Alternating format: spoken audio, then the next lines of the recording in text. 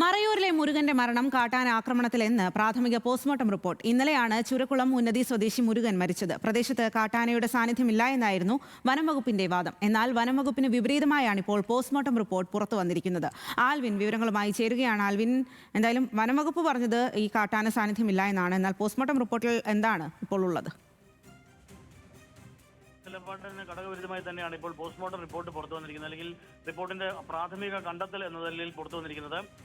ഈ മുരുകനെ ഇന്നലെ ചുരക്കുളം ഉന്നതിയിലെ സ്വദേശിയായ മുരുകനെ ഇന്നലെ വൈകുന്നേരമാണ് മറയൂരിന് സമീപത്ത് വെച്ചുള്ള പ്രദേശത്ത് കാട്ടാന ആക്രമിച്ചു എന്നുള്ളത് നാട്ടുകാരും ബന്ധുക്കളും അടക്കം പറഞ്ഞത്. പക്ഷേ വനംവകുപ്പ് ഉദ്യോഗസ്ഥർ ഇതിന് കാട്ടാന ആക്രമണമല്ല എന്നുള്ളതായിരുന്നു പറഞ്ഞിരുന്നത്. പക്ഷേ ഇപ്പോൾ പോസ്റ്റ്മോർട്ടത്തിൽ ഈ മുരുകന്റെ പുറത്ത് ആനയുടെ ചവിട്ടേറ്റതായി ഇപ്പോൾ തെളിഞ്ഞിട്ടുണ്ട്. അതായത് പുറത്ത് വാരിയിൽ പലത് ഒടിവ് സംഭവിച്ചിട്ടുണ്ട്. അത് ആനയുടെ ചവിട്ടേറ്റ ശേഷം ഏറ്റെങ്കിൽ മാത്രമേ അത്തരത്തിൽ ഒടിവുകൾ ഉണ്ടാവുകയുള്ളൂ എന്നുള്ളതാണ് പോസ്റ്റ്മോർട്ടം റിപ്പോർട്ടിലെ പ്രാഥമിക വിവരമായി നമുക്ക് മനസ്സിലാക്കാൻ കഴിയുന്നത്. ഇന്നലെ വലിയ പ്രതിഷേധമാണ് ഇന്നലെ രാത്രി മറയൂരിൽ ഉണ്ടായിരുന്നത്. ആ പ്രതിഷേധത്തിനൊടുവിൽ ധനസഹായം നൽകാമെന്നുള്ള ഉറപ്പിന്മേലാണ് അവർ പിന്നീട് പിരിഞ്ഞു പോവുകയും ചെയ്തത്. ഇന്ന് അല്പം മുമ്പ് ഇടുക്കിയിൽ മെഡിക്കൽ കോളേജിൽ നടന്ന പോസ്റ്റ്മോർട്ടത്തിൽ ഇത് തെളിയുകയും കാട്ടാന ആക്രമണമാണെന്ന് തെളിയുകയും ചെയ്തു.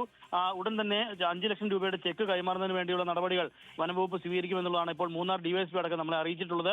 അതിനുവേണ്ട നടപടികൾ ഉടൻ തന്നെ നടത്തും. അതിനുശേഷമുള്ള ബാക്കി ധനസഹായം ബാക്കി നടപടിക്രമങ്ങൾ പാലിച്ച ശേഷമാകും കൈമാറുക എന്നുള്ളതാണ് ഇപ്പോൾ പോലീസും വനംവകുപ്പും വ്യക്തമാക്കുന്നത്. ഏതായാലും വനംവകുപ്പ് ആദ്യം സ്വീകരിച്ച നിലപാടിൽ നിന്ന് വ്യത്യസ്തമായാണ് ഇപ്പോൾ സംഭവിച്ചിരിക്കുന്നത് എന്നുള്ളതാണ് ഏറ്റവും ശ്രദ്ധേയം.